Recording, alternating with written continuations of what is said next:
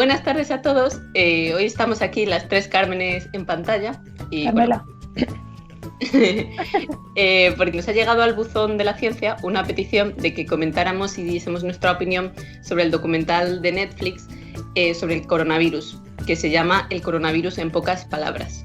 Después nos lo hemos estado viendo, hemos estado tomando hasta notas y procedemos a comentarlo.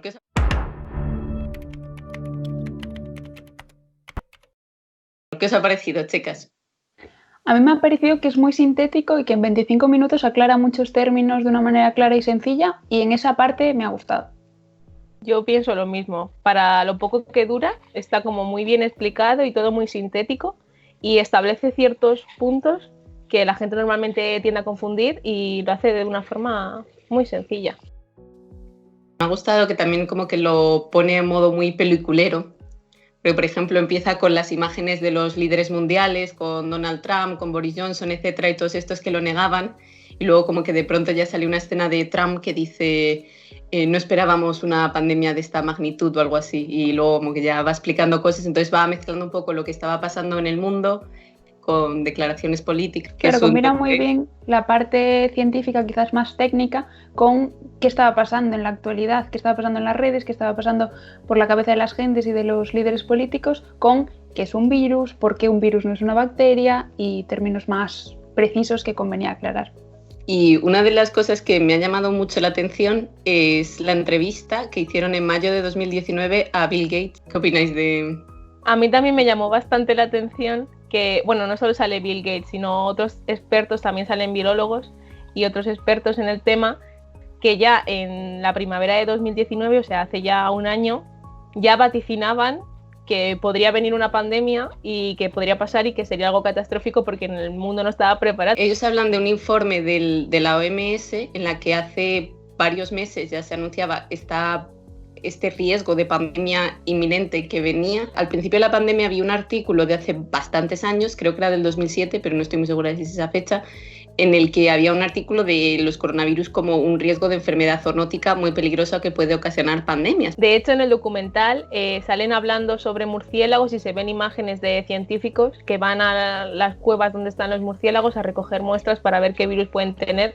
Y esto es algo que ya se comentó hace unas semanas, de que probablemente el virus lo habían creado en un laboratorio porque habían salido unas imágenes de unos científicos que habían ido a coger muestras de los murciélagos, pero que tal como se ve en el documental, eso es algo que pues lo hacen de manera rutinaria, porque es verdad que los murciélagos tienen una gran cantidad de virus que se desconocen y que son un reservorio muy grande, entonces tienen que ir a testar. Como los humanos cada vez estamos interaccionando con el medio de una manera distinta, especies que antes vivían muy alejadas de zonas urbanas se acercan a nosotros y tiene mucho sentido estudiar qué virus hay en animales y de una manera bioinformática comprobar si esos virus nos pueden infectar a nosotros para quizás la siguiente vez estar más preparados. A mí me gusta mucho que hablan mucho de la zoonosis y de lo que es, de cómo se originan, tienen infografías súper guays, la verdad, en plan los hexagonitos estos que se van moviendo, y ponen como un virus humano y un virus de no sé qué y se cruzan ya que hay como otro hexagonito y dan lugar a estos virus que causan pandemias. Hablan también del SARS y del MERS, que yo creo que para mucha gente siguen siendo desconocidos, a pesar de que desde que se originó el coronavirus ya sabíamos que había habido otras 2 pandemias de coronavirus. Y hay gente que parece que se cree que el coronavirus nació pues en diciembre en Wuhan. Pero de hecho muchos de los resfriados comunes que suceden todos los años, un porcentaje menor o mayor, son ocasionados por otros coronavirus menos infecciosos o con una sintomatología menos alarmante, pero en esencia son coronavirus. Otra de las cosas que dicen también, y que es un pensamiento que a mí me fascina mucho, que el mejor virus, los virus más efectivos, son los que menos daño causan al hospedador. Y estos 4 otros coronavirus, que son los que causan gripes comunes, son los más exitosos realmente, porque van a seguir propagándose más y más, porque al final de un coronavirus, o sea, de un resfriado, tú puedes estar malo, pero a lo mejor vas a trabajar y no pasa nada, y sobrevives, sigues teniendo el mismo virus dentro, se lo pasas a otras personas. Sin embargo, por ejemplo, mencionan que el ébola en parte no se ha expandido más, a pesar de ser de transmisión bastante fácil. Punto 1, por lo letal que es, y punto 2 también, esto se lo quiero aclarar, esto no lo dicen en el documental, pero también porque no se han dado brotes en ciudades, porque en ciudad yo creo que se manejaría peor. Nunca ha llegado a un gran núcleo urbano el ébola. Al ser más letal también se detectaría mucho antes, porque dices, está muriendo una gente con una sintomatología muy característica. En cambio, el coronavirus podría haber llegado mucho antes y a todo el mundo se le estaba diagnosticando como una gripe. Eso lo explica muy bien con la gráfica que ponen en virus letales, en el eje Y y en el eje X, virus más contagioso. Entonces te van apareciendo como los virus en función de la letalidad que tienen y de lo contagiosos que pueden ser. Y se ve que virus muy contagiosos, como puede ser el sarampión, no son nada letales. Aún así, el sarampión ha producido la muerte de muchas personas porque es muy contagioso, pero luego se ve otros virus que tienen una letalidad enorme, como el ébola, que no son tan contagiosos por lo que habéis estado comentando antes, porque se desarrollan los síntomas más rápido. Entonces, si tú desarrollas los síntomas, ya, pues como que te quedas en tu casa, ¿no? Vamos a ponerlo así. Y aparte, como la letalidad es tan alta, pues no da tiempo a contagiar a tantas personas. De esa gráfica me encanta también cómo ponen primero las enfermedades y cuando entran en juego los antibióticos y las vacunas, esas enfermedades que tenían una mortalidad impresionante bajan o desaparecen de la gráfica. Me parece una forma súper visual de entender los avances médicos que han supuesto esos descubrimientos. Luego otra cosa que me ha llamado mucho la atención es cuando cuentan todo lo de la pandemia de gripe española en 1918 y el origen, ¿no? Lo que se piensa que pudo ser el origen de este virus. A ver si lo entendí yo bien. Que se juntaron en un cerdo un virus de un animal y un virus de un humano, y dentro del cerdo como que mutó y a partir de ahí como que ya se produjo la pandemia con ese virus que era bastante contagioso y letal. Sí. En el momento me llamó mucho la atención que también hace 100 años no se sabía ni lo que era un virus y ahora hayamos conseguido saber, o no saber, sino hipotetizar lo que pudo desencadenar esa pandemia. Ay, me hace mucha gracia también cuando hablan de esa pandemia que dicen que en ese entonces la forma de recoger datos no era muy eficiente. Esto es un documental americano, creo, y estaban en guerra, entonces lo que pasó es que que no se recogían las cosas y que se ocultó mucha información por la situación política en la que se estaba viviendo, y luego además se llamó gripe española porque España, que era un país neutral, fue la que mejor recogió los datos y etcétera. Y también ponen el ejemplo de lo que pasó ya durante la pandemia de la gripe española en 2 ciudades distintas de Estados Unidos. San Luis fue donde impusieron confinamiento absoluto, entonces en la primera oleada como que hubo muy pocos muertos hubo contagiados, pero hubo muy pocos muertos, y Filadelfia fue donde no impusieron confinamiento y de hecho creo que se hicieron manifestaciones en contra de las medidas de confinamiento y de llevar mascarilla y cosas así, y es que se ven las curvas y es que es un pico brutal. Muy visual también esa parte del documental, me gustó especialmente porque muchas veces nos preguntamos, ¿estará sirviendo lo que hacemos para frenar la curva y detener el contagio? Y vemos que históricamente ya hay momentos en los que se ha podido frenar con el confinamiento. Y recuerda estos días también. Que eso realmente lo estamos viendo un poco también en la actualidad, que los países que más tardaron en poner medidas de confinamiento porque negaban la pandemia, como son Estados Unidos o incluso Inglaterra, son los que se están llevando mayor número de fallecidos. Entonces concuerda con los datos. Otra cosa que también hacen hincapié en el documental es en la aparición de los antibióticos, ¿no? En la aparición de la penicilina, cómo empiezan todo, bueno, ya lo hemos comentado antes, cómo empiezan todas las enfermedades que son bastante contagiosas y letales a bajar en letalidad y en contagios, y también hacen, en ese momento vuelven a hacer hincapié de que los virus no se curan con antibióticos. O sea, tú, si tienes un virus, no te puedes tomar un antibiótico, que esto es algo que la gente confunde mucho, y que se está creando el gran problema de la resistencia a los antibióticos por el uso indebido, porque claro, tú a lo mejor te encuentras mal, tienes un poquito de fiebre y dices, bueno, pues ¿para qué voy a ir al médico? Pues esto será un virus, me tomo unos antibióticos que me sobraron de otra vez que me mandaron antibióticos.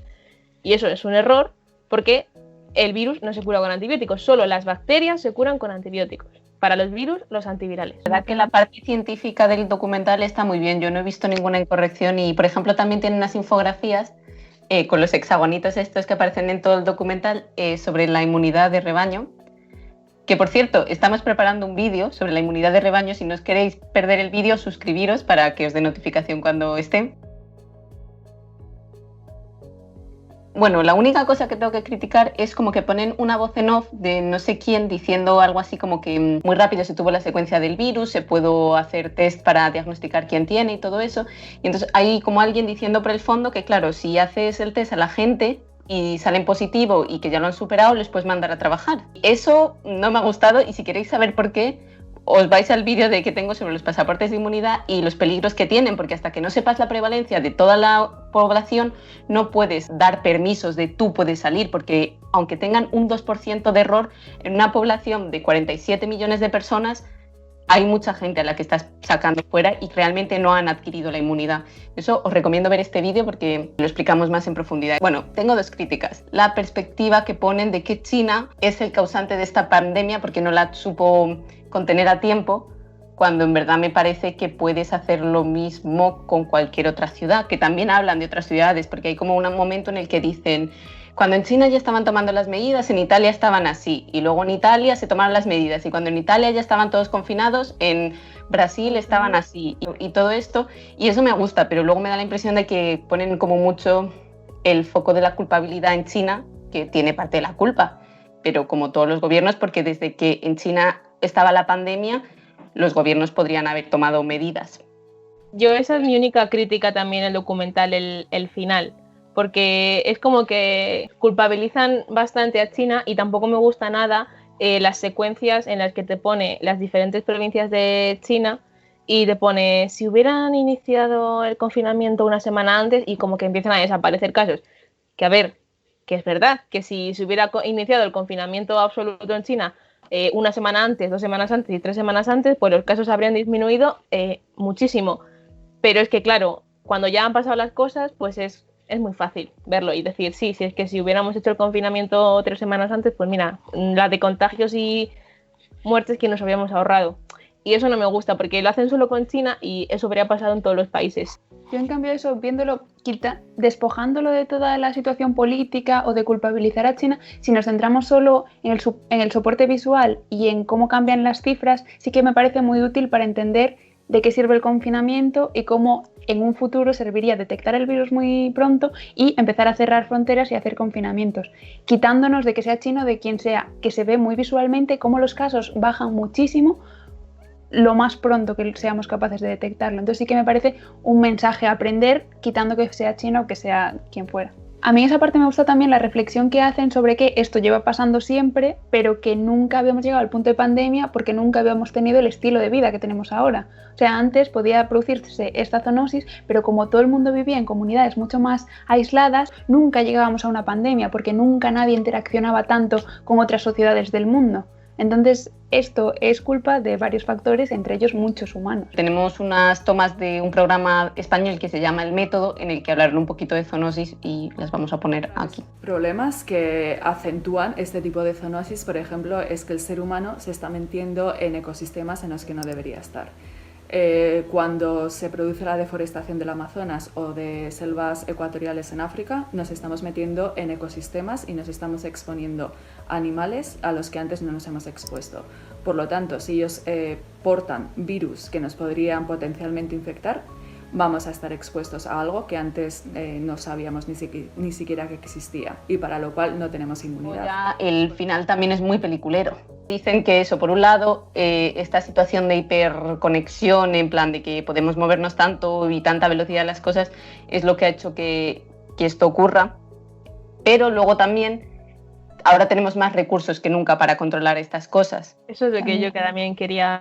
Y lo ponen como muy peliculero, con gente investigando y como centros de llamada, centralitas, y diciendo que la ciencia lo está haciendo todo muy rápido. Yo por último quería recalcar, que también lo dicen en el documental, que ahora estamos más preparados que nunca para una pandemia.